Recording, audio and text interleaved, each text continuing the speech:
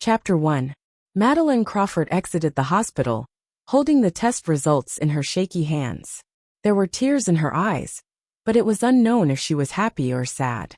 "Miss Crawford, you're pregnant." The doctor's words rang in her ears once more. 3 months ago, she had married Jeremy Whitman. He was the #1 young master of a prestigious family that was the envy of the entire Glendale. On the day of the wedding, every woman in the city was extremely envious of her. She had also thought that she was the happiest and luckiest woman on earth. Ever since she met Jeremy when she was 10 years old, a seed had been planted in her heart. In order to get on Jeremy's level and steal another glance at him in the crowd, she had worked hard to improve herself throughout the past 12 years. She had always felt that they were from two different worlds. She was like a wild child who grew up in the ruins.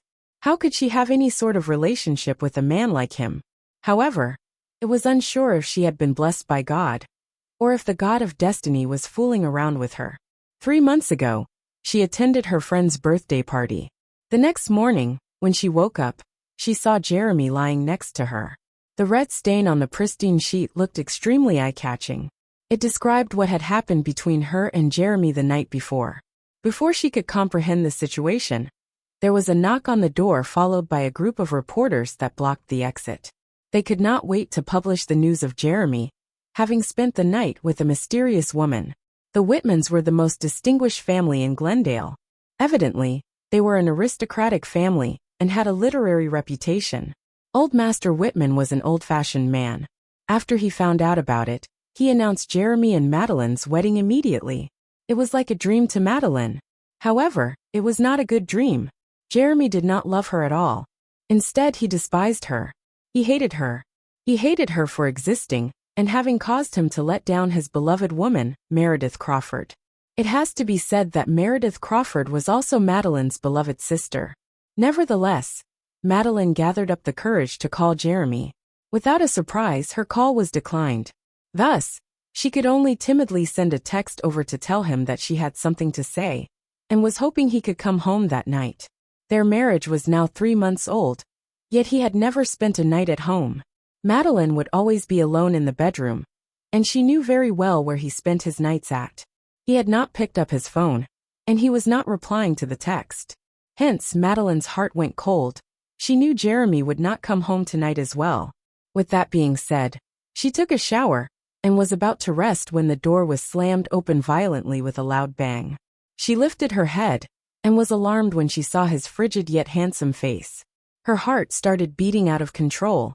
"Jeremy, you're home," she cautiously called out his name. There was a small smile on her clean face.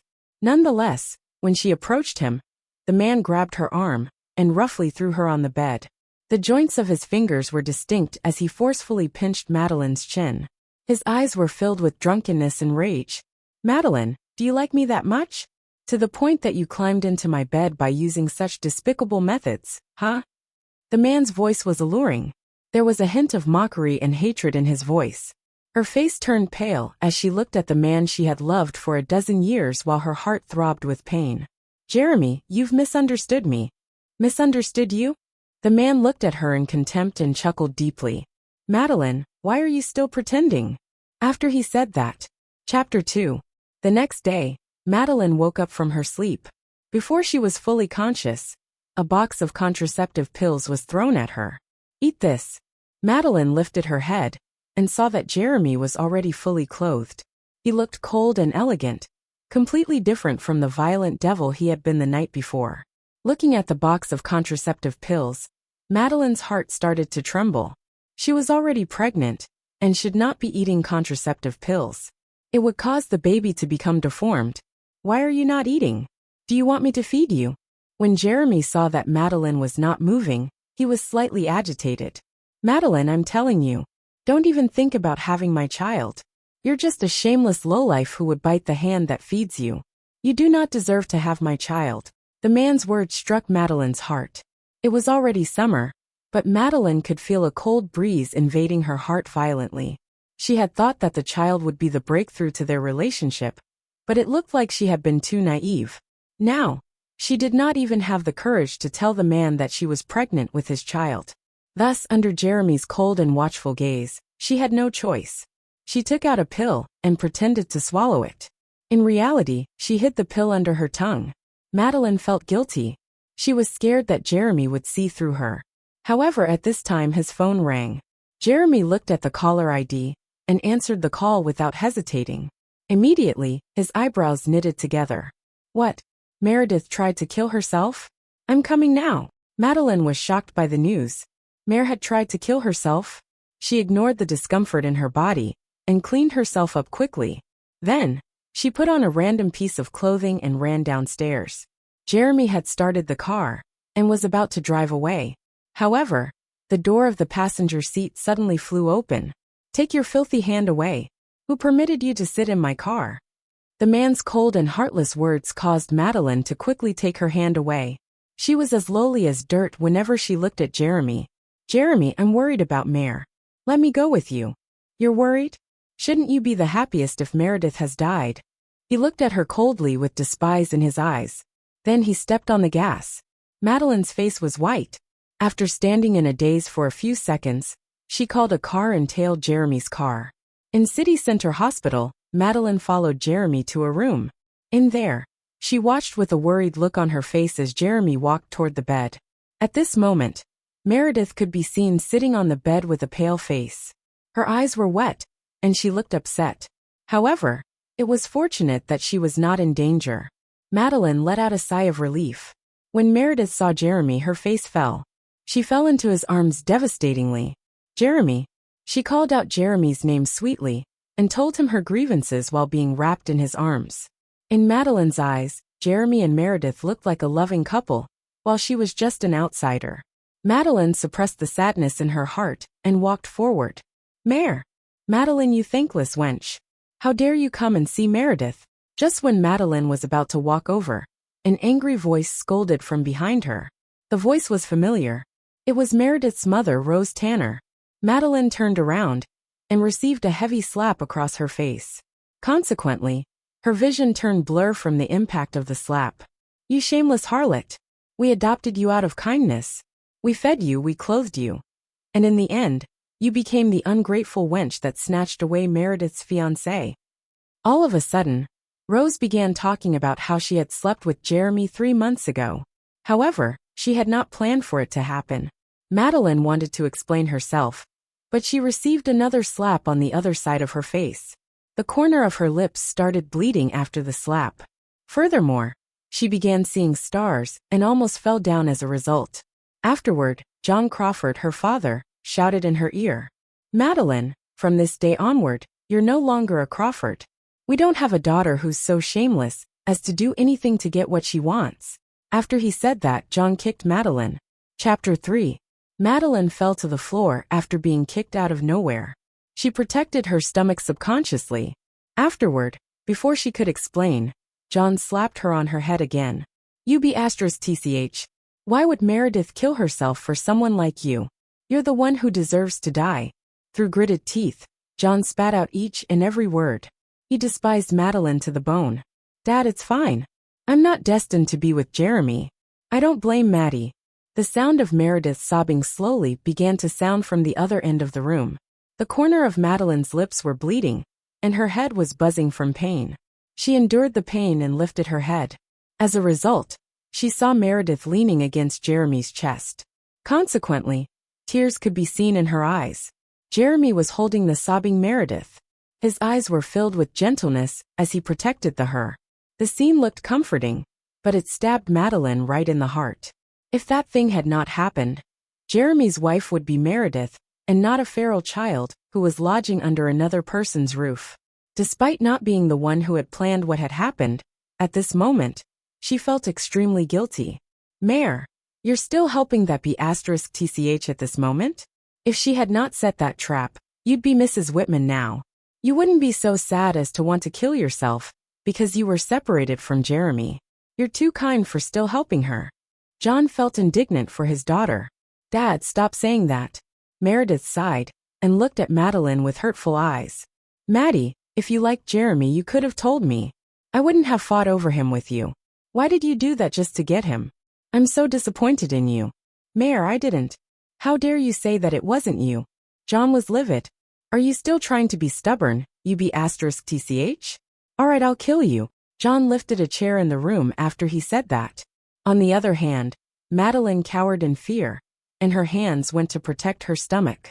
Why are you still here? Do you want to be killed? Jeremy said coldly. John froze as he held the chair. Madeline trembled and hurriedly got up from the floor. For the sake of her unborn child, she had to get out of there fast. She lowered her head in front of the onlookers and people who criticized her. She covered her swollen face and ran away with a limp. When she got to the entrance, she noticed her phone was not with her. Thus, she had to turn back. When she reached the entrance of the lift, the door coincidentally opened at the same time. Subsequently, Madeline saw Jeremy walk out of there by accident. He was standing upright and unafraid. His delicate features were the most outstanding ones in the crowd.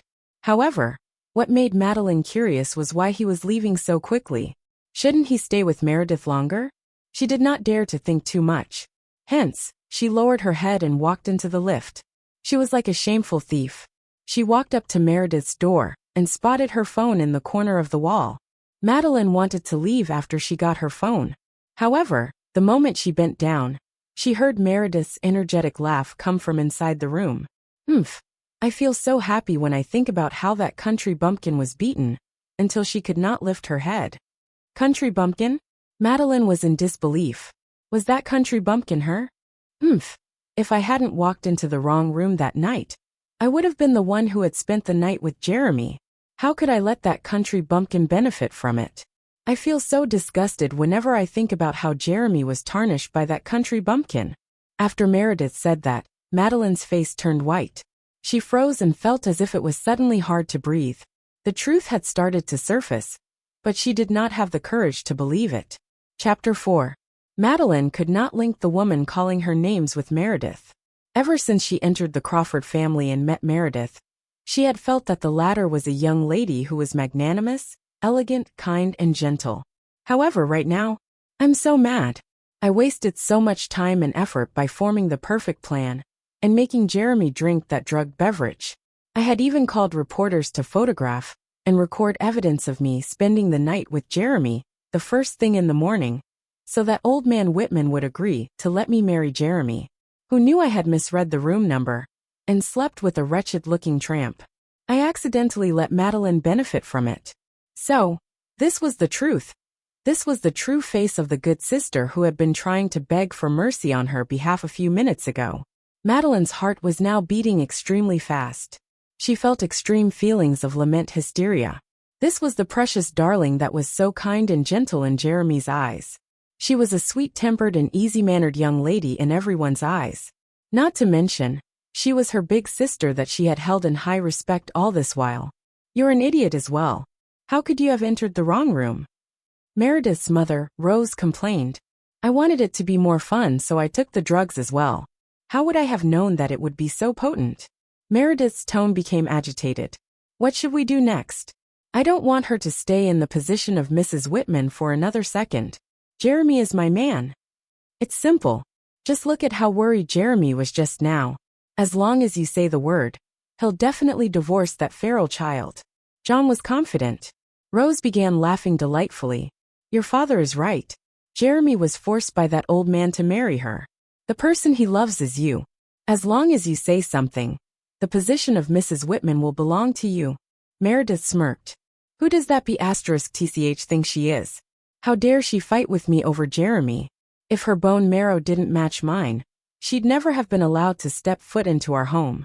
Do you know how disgusted I feel every time I have to call her my sister? Upon hearing Meredith's words, Madeline felt her vision begin to turn dark. She could also feel a chill creeping up from the bottom of her feet. The Crawfords had not adopted her out of good intentions, but because Meredith needed her bone marrow.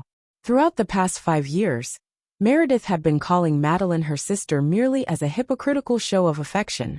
Whenever she was not around, Madeline was nothing to them. Heh, how ironic. Madeline felt nauseous all of a sudden. The ugly truth made her feel extremely uncomfortable. How annoying. I purposely set up this fake suicide scene to make Jeremy divorce that B*TCH. However, before I had the chance to talk him into it, he had to leave for some emergency meeting, Meredith complained, annoyed. Meredith's suicide attempt had been set up as well. Meredith had been putting up a show for Jeremy, so that it would trigger him to divorce Madeline as soon as possible. Madeline felt that the whole thing was suddenly ridiculous. How could a smart and wise man like Jeremy fall for a woman like Meredith? Mare, don't worry. I'll call Jeremy later and tell him that B*TH came here to cause trouble again. She triggered you to attempt suicide after an emotional breakdown. I'm sure he'll agree to divorce her when that happens. Rose's plan sounded from inside the room, and Meredith seemed satisfied with it. Mom, you're so smart. Let's do that. Madeline's last hope for their affection crumbled in the blink of an eye. She chuckled lightly and walked in after pushing the door open without any hesitation. I too believe that as long as I'm alive, the position of Mrs. Whitman will never go to you, Meredith. Chapter 5. They had not expected Madeline to appear and say those things. The three people in the room froze. After a few seconds, Meredith's expression changed. The usual gentle and easy-mannered expression on her face disappeared. On the contrary, she looked extremely vile. Madeline, why are you still here? Madeline's eyes were red. She chuckled sarcastically and said, Aren't I just in time to take part in the plan that you guys just proposed? Meredith realized what had happened and her face fell. How dare you eavesdrop on us? Madeline said. Yeah, if I hadn't heard what you said, I would have never known that my good sister is such a shameless, two-faced B*TH. How dare you call Meredith that, you brat? You're digging your own grave. Rose angrily reached out her hand. She was about to hit Madeline again. Mom, why do you want to get angry at this country bumpkin without parents? Meredith scoffed and glanced at Madeline. She looked very calm. My dear sister, for the sake of our relationship, you had better agree to divorce Jeremy. I'm afraid you won't be able to bear the consequences if you don't agree to it. Madeline was no longer going to fake their relationship that she had used to so carefully preserve. After all, their relationship had merely been a hypocritical show of affection. Madeline looked at Meredith, and the former was even calmer than her. If you beg me now, I might consider it. What? Meredith's expression changed, and she looked at Madeline, as if the latter was mentally challenged. You brat, are you insane? Rose shrieked angrily. Madeline burst out laughing after seeing the mother and daughter's faces. Yeah, I'm insane. So, I'll dominate Jeremy along with the position of Mrs. Whitman forever. Madeline, don't be so shameless. Meredith was enraged. I won't let you get away with this. I've already gotten away with it. At least now everyone in Glendale knows that Mrs. Whitman is Madeline Crawford and not you. After saying that, Madeline turned around, leaving Meredith, who was now shrieking and yelling in anger. Nonetheless, Madeline ignored her completely. After Madeline left the hospital, she went to a hospital for women and children. She was worried that the baby had been affected by what Jeremy had done the night before and the fall earlier. There were a lot of people in line, and most of them were pregnant ladies. Most of them had their husbands and families with them. Seeing their happy smiles, Madeline felt like a joke. She had the child of the man that she loved, but this man was in love with another woman. It had not been like this in the past. Back then, he had held her hand and told her that he would marry her when they grew up. He was now married to her, but he had been forced to do so reluctantly. The child was fine, and Madeline let out a sigh of relief. Subsequently, Madeline went back home. When she stepped into the house, she heard the entrance door swing open with a heavy slam. She turned around and saw that Jeremy had returned as well. He was very good-looking, but there was a heavy aura of ruthlessness in his eyes. Did you go looking for Meredith again? Jeremy's voice was extremely cold. Madeline figured that Meredith had told him about what happened. Hence, she was open and candid. I did go there, but... Madeline, you're so evil. Jeremy's angry words sliced through Madeline's heart like 1,000 glass shards. An invisible pain started to spread across her body. She dumbly looked at the man who was walking toward her. His deep eyes were filled with iciness. You told Meredith that you'd still pester me even if you died, and you'd never give her a chance to worm her way into the Whitman family. Is that right? Madeline's face was white. She had never said those things. She wanted to explain, but Jeremy angrily grabbed her wrist and threw her onto the sofa. Chapter 6. No, Jeremy. Madeline's face was white from fear. She was horrified by Jeremy's actions. She had never seen such a cold and violent side of Jeremy before. She was scared that the child in her stomach would cease to exist because of him. However, Jeremy did not give her a chance to run away. He imprisoned her in his arms. She had never thought that Jeremy hated her this much. After a very long time, Madeline only felt excruciating pain all over her body. Consequently, she fell into a deep slumber, and in her dream, was sent back to that wonderful summer day 12 years ago. The sun was shining brightly on the beach, and there was a camphor tree. Young Madeline was picking seashells by the shore. She looked at the quiet boy who was sitting on a rock from afar.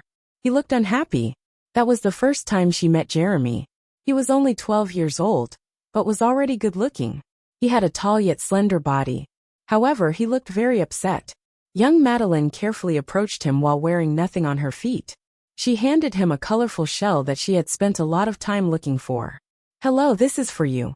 I hope you can be happy forever." At that moment, Jeremy looked at her through the corner of his eyes. His thin eyes were filled with caution. He was wearing a branded tracksuit. Even his shoes were limited edition. On the other hand, Madeline was wearing a dress that had started to turn white from constant washing. The two of them looked like they were from different worlds. Eventually, he still reached out his hand to Madeline. They ran into each other again the next day at the same time. He handed her a cup of milk tea and said it was a gift in return for her present. Madeline accepted it while beaming.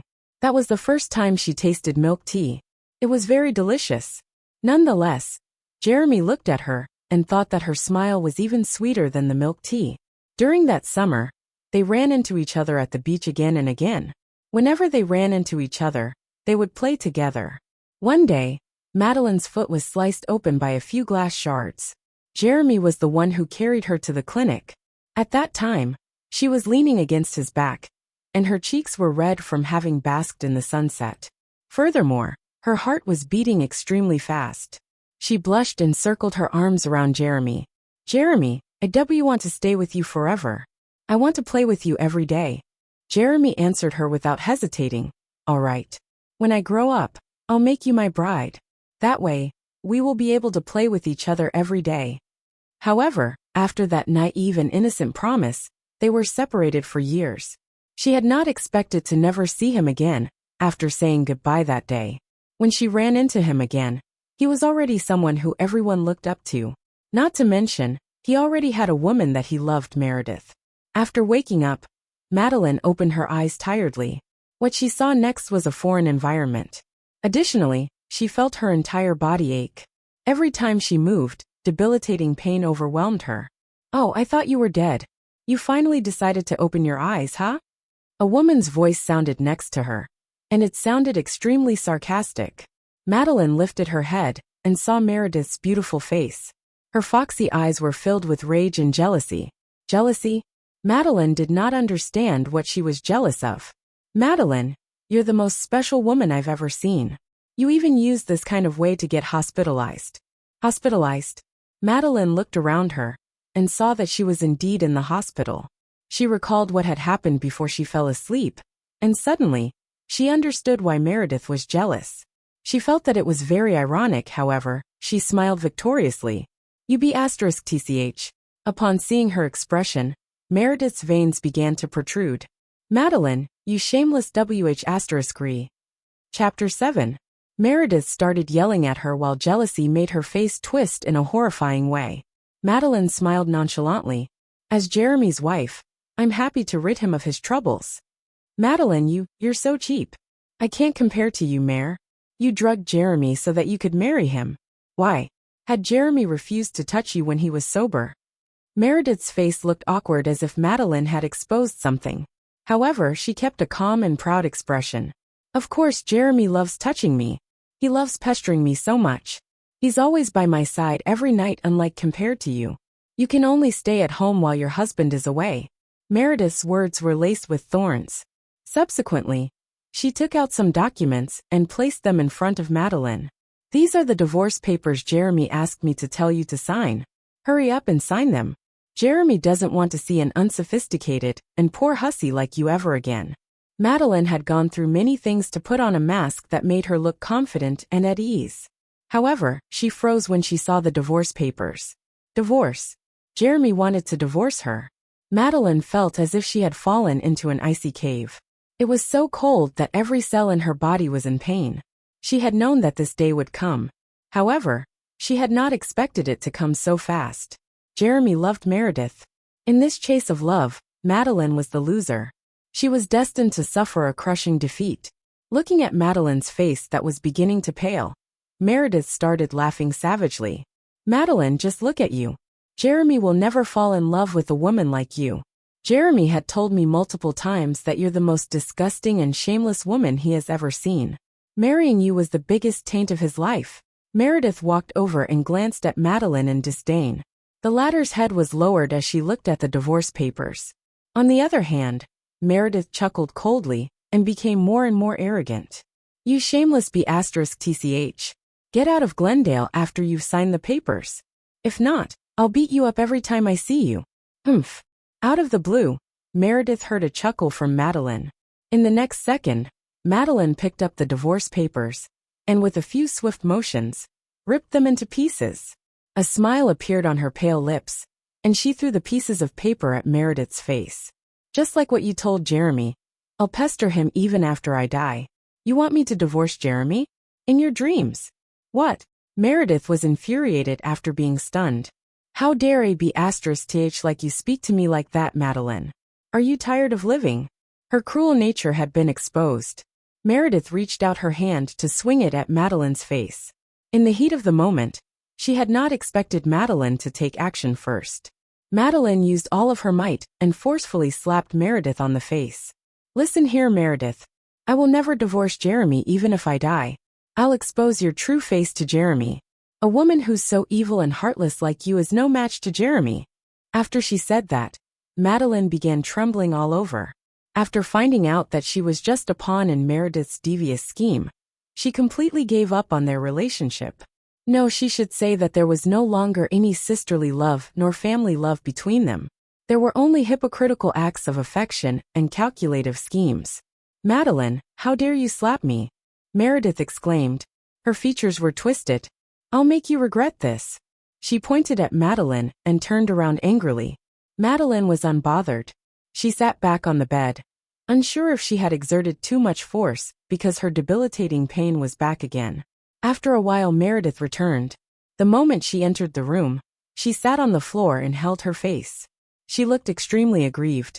Maddie, don't be like this. It's all my fault. Please don't be mad. You should just put all the blame on me. However, don't be mad at the child in my stomach. This is Jeremy's child. What? Madeline was extremely confused. However, when she saw the man at the door, she understood everything. Chapter 8. What a spectacular performance. Madeline could not find any mistakes in the performance that she had put on. It was just that Madeline had not expected Meredith to be pregnant as well. However, was Meredith's child Jeremy's? Madeline remembered that Meredith had slept with a tramp after accidentally entering the wrong room in her plan to harm her 3 months ago.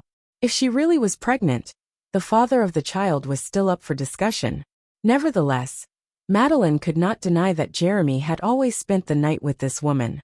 When she thought about this, the pain in her heart started to spread. However, that pain could not compare to the pain she felt when she saw Jeremy holding Meredith gently with so much affection and care. Meredith covered her face and cried pitifully.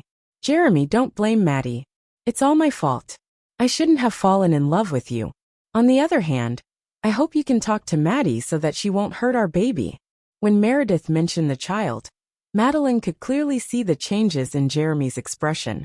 Jeremy swiftly lifted his head to look at her intensely. His cold gaze shot at her, as if it were a knife made from ice.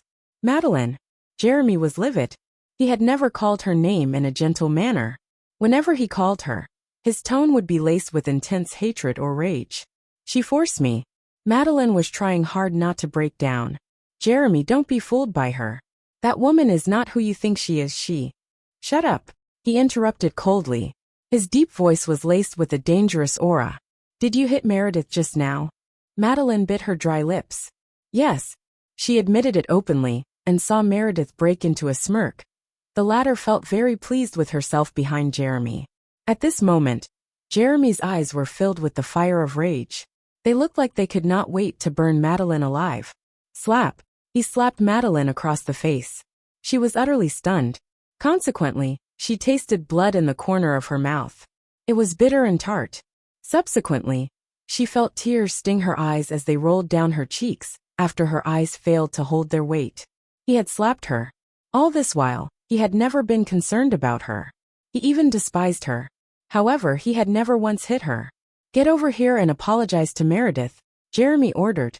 His handsome face was covered with a layer of frost. However, there was an ominous glint in his eyes that Madeline could not understand. After Meredith was done feeling pleased with herself, she walked forward aggrievedly. "Jeremy, it's fine. Maddie and I are sisters after all. I don't need her to apologize to me. It's my fault. After all, you guys are married. I shouldn't have any contact with you. But I can't help myself from wanting to see you." "Meredith, stop pretending. This is all part of your plan." Madeline swallowed back her tears and exposed Meredith without hesitation. Meredith was crying with a pained expression on her face. "Maddie, how can you accuse me like that? Why have you become like this?" "I've become like this because a two-faced B***tch like you made me see the truth." Madeline. The man next to them was furious. He grabbed Madeline, who was sitting on the bed, and pulled her toward Meredith. "Apologize," he forced her. Chapter 9. Madeline felt so unwell it was as if her heart had been sliced 1,000 times by a knife. "Jeremy, I'm telling the truth. To me, nothing is more important than Meredith's feelings." "What rubbish are you spewing?" His comeback was unfathomable. It was so straightforward it stabbed Madeline's heart like a sharp sword. So to him the truth was not important.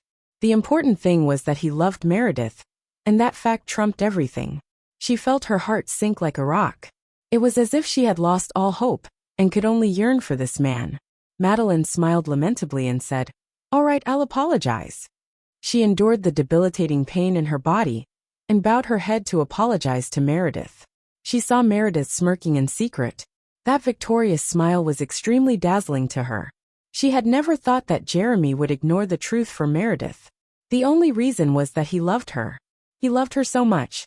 In the days that followed, Madeline never saw Jeremy again. She wanted to find a job to lift her spirits. She did not want to torture herself merely because Jeremy did not love her anymore.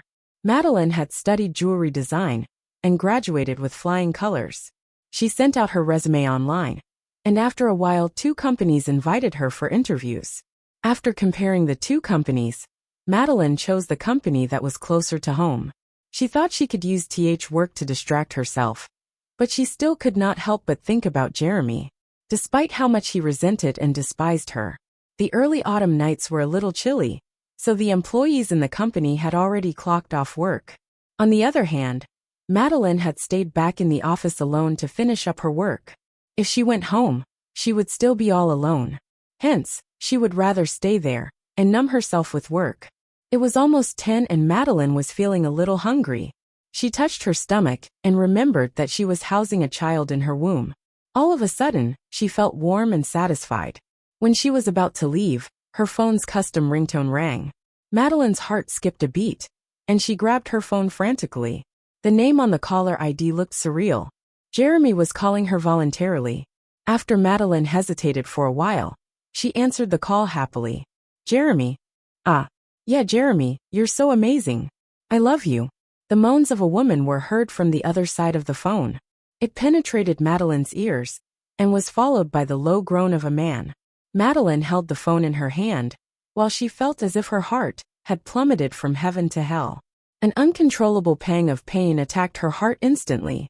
She quickly hung up the phone, wanting to wipe those voices from her memory. However, tears had already started escaping her eyes uncontrollably. She dragged her tired body back home, and took out a bottle of red wine from Jeremy's liquor cabinet. After a few gulps, Madeline finally did away with this method of torture. She could not let the baby in her stomach suffer with her. However, Madeline still got drunk in the end. In her drowsy state, she saw the man she had loved for 12 years walk toward her. He was tall and super good-looking. His temperament and looks were incredibly outstanding. This was the man that she yearned day and night for.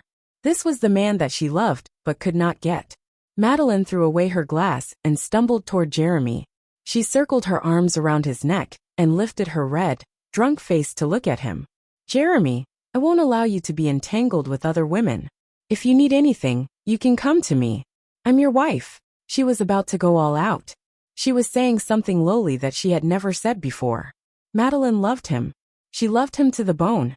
She could throw away all dignity and arrogance for him. Jeremy was frustrated and pushed her away in disgust. Nonetheless, Madeline was like toffee. She threw herself at him again, and even began trying to remove his clothes. Next, she tiptoed and tried to kiss him. She smelled the pungent smell of perfume on him. It was the perfume that Meredith used. Nevertheless, she forced herself to ignore the smell and continued to behave in a wanton manner. Perhaps this was the last chance for her to get some affection from him. She was willing to become the cheapest and most shameless woman he had ever seen. She only wanted to save some beautiful memories before she left. Chapter 10. If the alarm clock had not rung the next morning, Madeline would not have been able to wake up.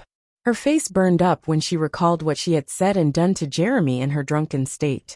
Back in the office, Madeline could be seen working on her designs absent-mindedly. She could not get rid of Jeremy's shadow in her head. It had been 12 years. It would be impossible for her to let go of this profound love in just one day. She touched her flat stomach absent-mindedly. If possible, she wanted to give the child the perfect family. Ding! Suddenly, a notification from her phone snagged her back to reality. She glanced at it and saw that it was a text message. It was from Jeremy. Madeline's heart started beating unrhythmically. Her hands even started to tremble as she opened the message. The first thing Madeline saw was a photo. It was a photo of Madeline and Meredith. They had taken this picture when she was adopted by the Crawfords. In the photo, Meredith was wearing an expensive dress. The light was shining down on her beaming face, and she was like an untouched princess. She looked so elegant and exceptional. On the other hand, Madeline was wearing a grayish-white dress. She looked as lowly as an ugly duckling in a dark corner. Below the photo was Jeremy's message. When she saw the contents of it, the temperature of her fingertips plummeted. Madeline, look at Meredith, and then look at yourself. How will a filthy and lowly woman like you ever meet the qualifications of being my wife? The words stabbed her eyes like a knife made from ice. They were so heart-wrenching and unpleasant to the eye. She recalled the summer 12 years ago. She could not handle the cruelness and resentment Jeremy had for her now. Jeremy, you once said that I was the kindest and cutest girl you've ever seen. You said that you'd take me as your bride, so that you could be with me forever. But what's going on now? Madeline's heart was beating very fast. She knew she could not let this go. She immediately added on, Jeremy, I know you have your prejudices against me, but I'm pregnant now. Please give me a chance to love you, and a chance for the child to have a complete family, okay? After Madeline sent the message, she felt anxious and nervous. Nevertheless, she was looking forward to his reply. She wondered if Jeremy would be happy if he knew she had his child. Would he also look forward to the birth of the child? Nevertheless, in the blink of an eye, her fantasies were crushed. Jeremy replied to her message with only 2 words, abort it. Madeline's felt as if her heart was being sliced open by a sharp tool. Before her pain could ease, Jeremy sent another message. Madeline, I'm warning you. Only Meredith has the right to give birth to my children. A shameless B***TCH like you should just sign the divorce papers immediately and get the hell away from me. If you don't sign the papers, I'll kill that bastard child with my own hands. The blood in Madeline's body froze instantly. Those sharp words were filled with humiliation, and it was like he was trampling on her. At the same time, this bone-deep pain made Madeline come to the realization that this man was not worth it. He was not worthy for her to love so blindly. Over on the other end, Meredith deleted all of the messages she had sent moments ago. Her hands were still sweating even after doing so. She was afraid that she would leave traces, and that Jeremy would find out the truth. 2 years prior, she had found Madeline's diary along with a bookmark when she was rummaging through the latter's room. Jeremy's signature was on the bookmark. The date stated it was 10 years ago. Thus, it was obvious that Madeline and Jeremy had met each other 10 years ago. Not to mention, they had a romantic agreement between them. However, back then, Madeline's name was not Madeline, and Jeremy did not recognize her as the little girl who made an agreement with him. With that, She managed to exploit the situation. The automatic glass door opened with a click, and Jeremy's tall build appeared at the door. Meredith was sitting on his desk, and her face changed immediately. She hurriedly got up and placed Jeremy's phone back in its place as if nothing had happened.